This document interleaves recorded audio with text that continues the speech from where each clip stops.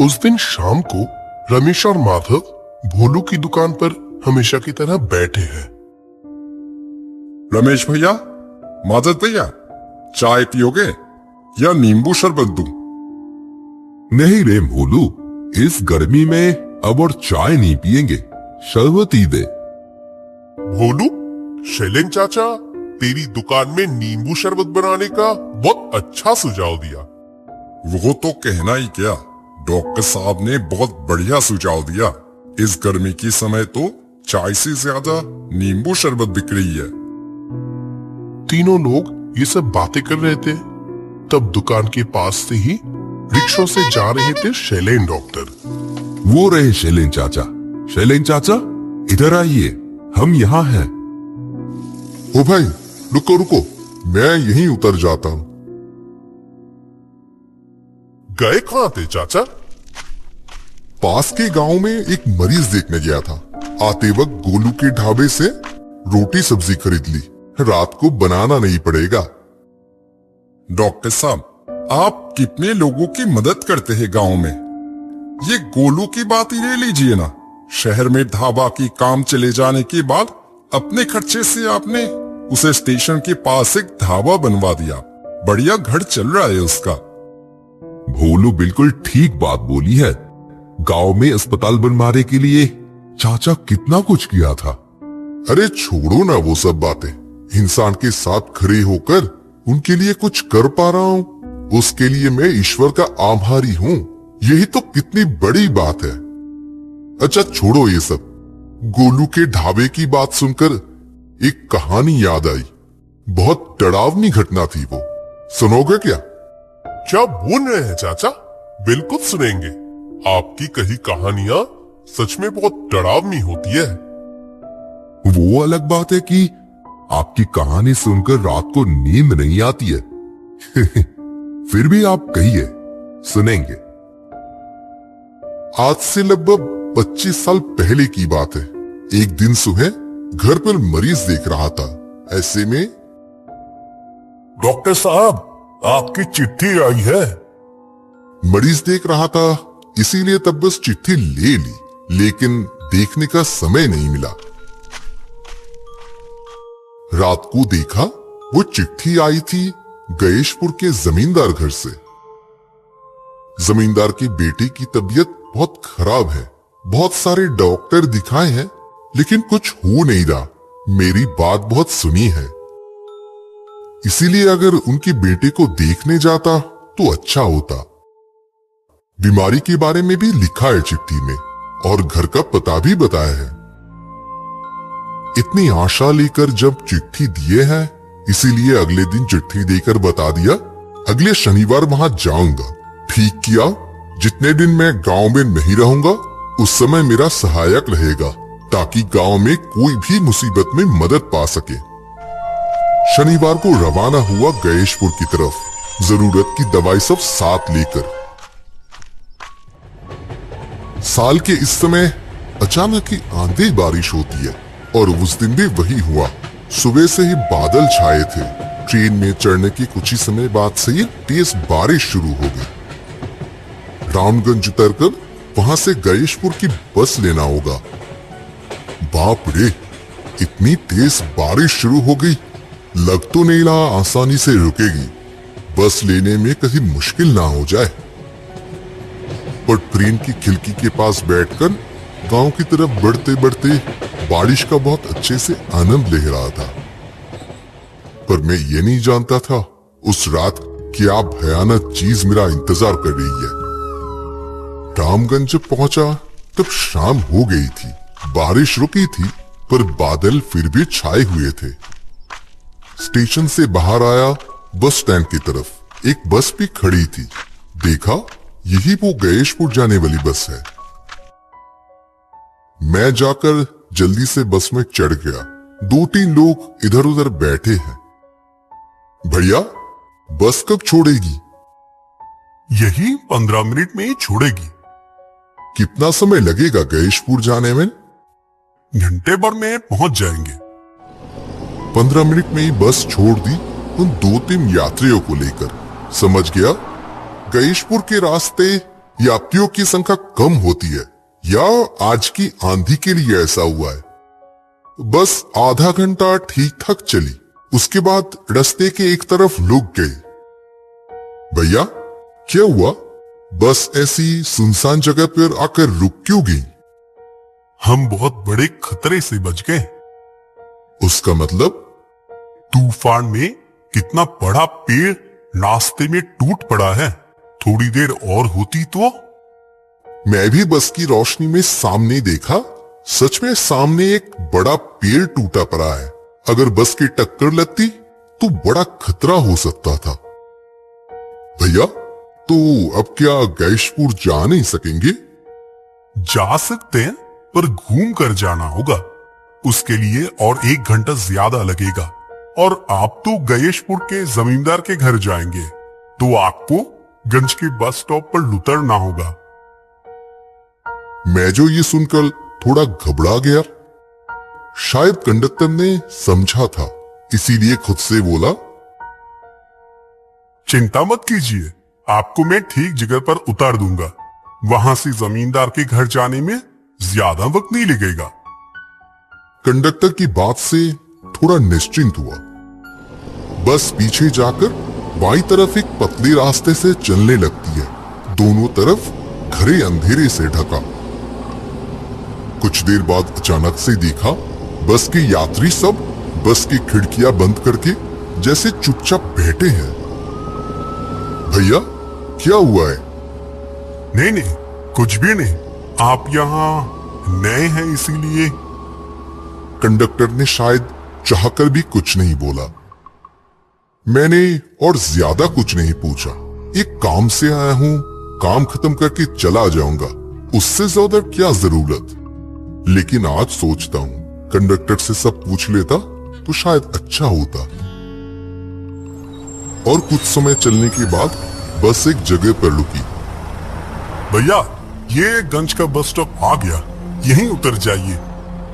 Conductor की बात मुताबिक उतर गया वहां। बस से उतरते ही वो जो रास्ता देख रहे, वहां से कुछ समय चलकर मंदिर पार करते ही जमींदार का घर। लेकिन एक बात कहूंगा, रास्ते में मत रुकना कहीं, खासकर मंगलू के ढाबे के पास तो बिल्कुल भी नहीं। मेरे कुछ कहने से पहले ही वो बस यात्रियों को लेकर पल भर में सामने अंधेरे में गायब हो गई। कंडक्टर के कहे हुए रास्ते पर चलना शुरू किया। आसमान से बादल हट गए थे, रास्ता साफ दिख रहा था। कुछ देर चलने के बाद अचानक, साहब रात का खाना खाएंगे क्या? मैंने दाईं तरफ देखा, वहां एक खाने का ढाबा, नाम मंगलू का ढाबा, और ठीक ढाबे के बाहर ही बैठे हैं अधेड़ उम्र का एक आदमी। साहब क्या देख रहे हैं? गरीब का नाम मंगलू, मेरा ही ढाबा है ये। दाल चावल सब्जी मछली सब कुछ है, सिर्फ 20 रुपए। सच कहूं तो मुझे भी बहुत भूख लगी थी। सुबह आखिरी बार खाना खाकर निकला था और वक्त बर्बाद ना करके ढाबे की तरफ गया। उस आदमी का व्यवहार इतना अच्छा था, मेरे से जाए बिना रहा नहीं गया। तुम्हारा ढाबा यहाँ होने से सच में बहुत ही अच्छा हुआ। तेज भूख लगी थी। आइए यहाँ आकर बैठिए। आप जैसे लोगों का ही तो इंतजार रहता है हमेशा। मैं अंदर जाकर देखा, कुछ टेबल और कुछ कुर्सी रखी हुई है। खाने को कुछ है भी। अब तो बहुत रात हो गई है और अब तो खाने के लिए कोई आएगा भी नहीं लगता। क्या कह रहे हैं? मैंने तो अभी थोड़ी देर पहले ही ढाबा खोला है। थोड़ी देर बाद से ही तो सब खाने आएंगे। आसपास कारखाना है या जमींदार के पहरेदार आते हैं? नहीं तो इतने रात को ऐसी सुनसान जगह पर लोग। नहीं, वो लोग दूसरी जगह रहते हैं। खाने के लालच में रात को आते हैं। मौत का बुलावा जो है। मौत का बुलावा मतलब? वो सब छोड़िए, आप बैठिए, मैं आपके लिए अभी खाना लेके आता हूँ। ये बोलकर मंगलू अंधेरे में कहीं चला गया। बैठा ही था तभी बाहर की तरफ नजर पड़ते ही चौंक गया। देखा 2 कंकाल दुकान के अंदर घुस रहे थे। पलक झपकाने में ही जितना वक्त लगता है उसके बाद ही देखा ये तो धोती पहने हुए गांव के आम लोग हैं। मैंने देखने में इतनी गलती की। वो 2 आदमी रुककर मुझे कुछ समय देखा, थोड़ा हंसकर सामने के टेबल पर बैठे। आज तुम्हारी बारी है, तुम भी हमारे साथ ही रहोगे। इसी बीच मंगलू गर्मा गर्म दाल चावल और सब्जी लेकर आया। साहब इससे शुरू करिए, मछली में थोड़ी देर में ला रहा हूं। वाह, दाल सब्जी से बहुत अच्छी खुशबू आ रही है। खाइए ना और अच्छा लगेगा। अरे मंगलू, अब हमें भी दो। तुम लोग तो रोज खाते हो, साहब नए आए हैं, थोड़ा ध्यान तो रखना पड़ेगा कि नहीं। मैं भी लालच संभाल नहीं सका, खाना खाना शुरू किया। थोड़ा खाते ही सच में बढ़िया खाना। शहर की तरफ जाए तो मंगलू को हर कोई बुला लेगा। ये स्वीकारना ही होगा, मंगलू के हाथ में जादू है।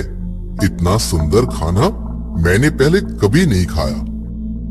ये लीजिए साहब, आपके लिए स्पेशल मछली। सच्ची मंगलू, बहुत अच्छा खाना बनाते हो। नहीं, ऐसी बात नहीं।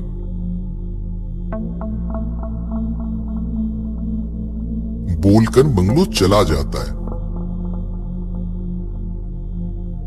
दूसरी तरफ बैठे लोगों को खाते देखकर लग रहा है जैसे आज पहली बार खा रहे हैं।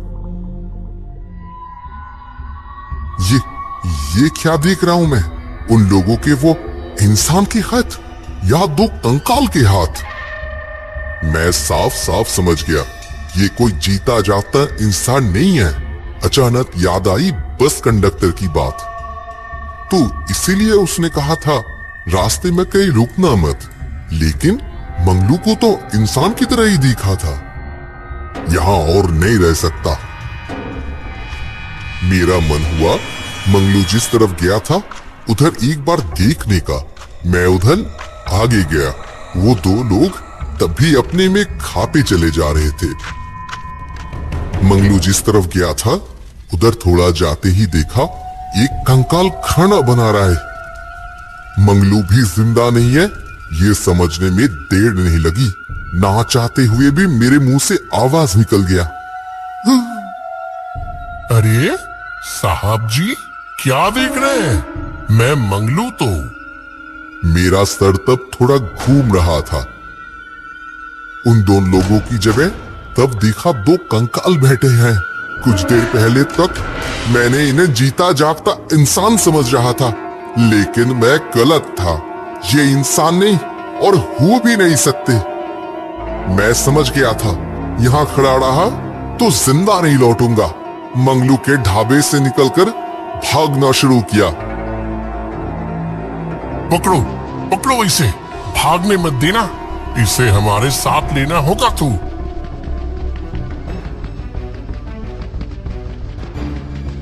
मैं भागे जा रहा हूं और मेरे पीछे आ रहे थे 2 कंकाल। बहुत डर से मेरा सर चकरा रहा है। ज्यादा देर में भाग नहीं पाऊंगा। भागते भागते सामने देखा एक रोशनी सी दिखाई दे रही है। क्या है ठीक से समझ नहीं पाया। सब कुछ जैसे धुंधला सा दिख रहा है।